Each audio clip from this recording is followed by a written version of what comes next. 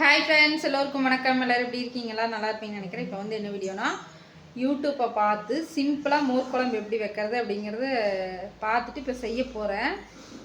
என்ன நம்ம நார்மலாக தயிர் தாளிப்போம்ல, அது மாதிரி தான் ஒரு 2 பொருள் மட்டும் எக்ஸ்ட்ரா போடுற மாதிரி இருக்குது. சரி, செஞ்சு தான் பார்க்கலாம் அப்படின்னு சொல்லிட்டு சிம்பிள் தான். டேஸ்ட் எப்படி இருக்குன்னு பார்க்கலான்ட்டு செய்யறேன். சாப்பிடணும் போல் தோணுச்சா திடீர்னு. தயிர் வந்து நிறைய இருந்துச்சு, அதனால் சும்மா தயிர் ஊற்றி சாப்பிட்றக்கு ஒரு மாதிரி இருக்குன்னு சரி செய்யலான்ட்டு ஸ்டார்ட் பண்ணிட்டேன். வாங்க பார்க்கலாம். டேஸ்ட் நல்லா இருந்தால் நான் கண்டிப்பாக சொல்கிறேன். நீங்களும் ட்ரை பண்ணி பாருங்கள். ட்ரை பண்ணாதவங்களாக இருந்தீங்கன்னா, ஆல்ரெடி ட்ரை பண்ணியிருந்தாலும் சொல்லுங்கள், ஓகேங்களா? அவங்க வந்து பூண்டெல்லாம் போட சொல்லியிருந்தாங்க, பெருங்காயத்தூளெல்லாம் போட சொன்னாங்க. அது வந்து நமக்கு பிடிக்காது. அதனால் வந்து எக்ஸ்ட்ரா ஒரு 2 பொருள் மட்டும் சேர்த்து செய்கிறேன். இங்கே பாருங்க, பச்சை மிளகாய், கருவேப்பிலை, வெங்காயம் கட் பண்ணி வச்சிட்டோன்னா, இப்போ வந்து எண்ணெய் ஊற்றி வச்சு, இப்போ வந்து கடுகு, கருவேப்பிலை, கடுகு, கடலைப்பருப்பு, உளுந்தம்பருப்பு போட்டாச்சு. அடுத்து வந்து நம்ம வெங்காயம் போட்டுக்கலாம். இப்போ வந்து பச்சை மிளகாய், கருவேப்பிலை, வெங்காயமெல்லாம் போட்டாச்சா, அதனால வராது. இப்போ தயிர் வந்து லைட்டாக தண்ணி ஊற்றி அடிச்சு வைக்க சொல்லிட்டாங்க, அடிச்சு வச்சுருக்கேன். ஓகேவா ஃப்ரெண்ட்ஸ்? இப்போ இதில் வந்து மஞ்சள் தூள் கொஞ்சம், காரத்துக்கு தகுந்த மாதிரி வரமிளகாய்க்கு, அப்புறம் தேவையான அளவு உப்பு வந்து போட்டாச்சு. வந்து பச்சை வாடை போகிற அளவுக்கு ஒரு 2 செகண்ட் வறுத்துட்டு அதுக்கு ஆஃப் பண்ணிவிட்டு அப்புறமா வந்து நம்ம அந்த மோர் சேர்த்துக்கலாம்.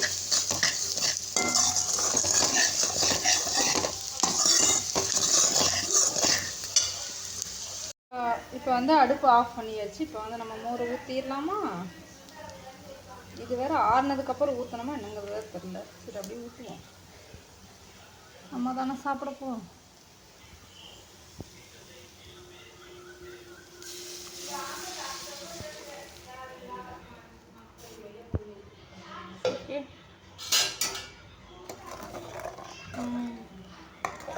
கலர்ஃபுல்லாக தான் இருக்குது. டேஸ்ட் எப்படி இருக்கும் தெரியல. நானும் காயத்ரியும் தான் இன்னும் சாப்பிடல. சாப்பிட்டு பார்த்துட்டு எப்படி இருக்குன்னு சொல்கிறேன், ஓகேங்களா? அதுக்கப்புறமா பாருங்கள், கம்பங்கூழுக்கு தான், கம்பு சாப்பிட்றதுக்கு தான் செஞ்சேன். சூப்பராக அப்படியே மனம் பயங்கரமாக இருக்குதுங்க. சூடாக இருக்குது. ஆறுனதுக்கப்புறம் தான் தண்ணி ஊற்றி வைக்கணும். செம மனம். அதனால தான் அடுப்பு வந்து இந்த கோலத்தில் உள்ளது. ஓகே, வாங்க சாப்பிட்டு பார்க்கலாம். மேடத்துக்கிட்ட கேட்கலாம் எப்படி இருக்குங்க. இங்கே பாருங்க, சாப்பாடு போட்டு மோர் ஊற்றியாச்சு. மோர் குழம்பு எப்படி இருக்குன்னு சாப்பிட்டு பார்த்தா போதும். வாங்க சாப்பிட்லாம். இதான் என்னுடைய லஞ்சு டைம். பார்த்தீங்கன்னா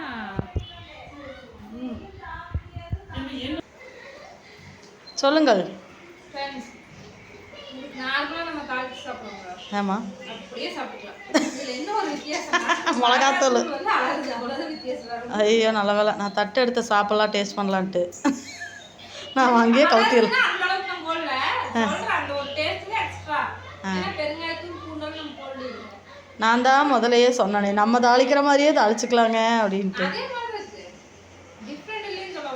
எனக்கு இருந்தாலும் அந்த பனானா கேக் சாப்பிட்டு தண்ணி குடித்ததுக்கு எனக்கு வேண்டாங்கிறேன். இருந்தாலும் நீங்கள் வந்து நீங்கள் இதை டேஸ்ட் பண்ணியே ஆகணும்னு வம்படியே சொல்லிட்டு இருக்கிறீங்க.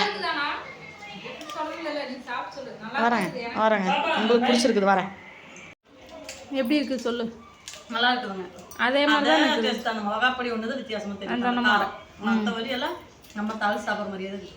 வேற ஒன்றும் வித்தியாசம் இல்லை. அந்த நீ சொன்ன மாதிரி பூசணிக்காய் அந்த மாதிரி காய்கறிகளை போட்டு செய்வாங்க. ஒவ்வொருத்தவங்க வெண்டைக்காய் போட்டு செய்வாங்க மோர் குழம்புக்கு. கத்திரிக்காய் போடுறாங்க. மோர் குழம்பு யார் உங்களுக்கு செய்ய தெரிஞ்சதுன்னா கமெண்ட். டேஸ்ட்டாக இருக்கணும், சிம்பிளாக இருக்கணும் சொல்லிடணும். தெரிஞ்சதுன்னா சொல்லுங்க, நாங்கள் அந்த மாதிரி ட்ரை பண்ணுறோம். ஓகே, பாய். வாங்க சாப்பிட்லாம். உங்கள் வீட்டில் என்ன ஸ்பெஷல்னு சொல்லுங்கள். கமெண்ட்ஸ் சொல்லுங்கள்.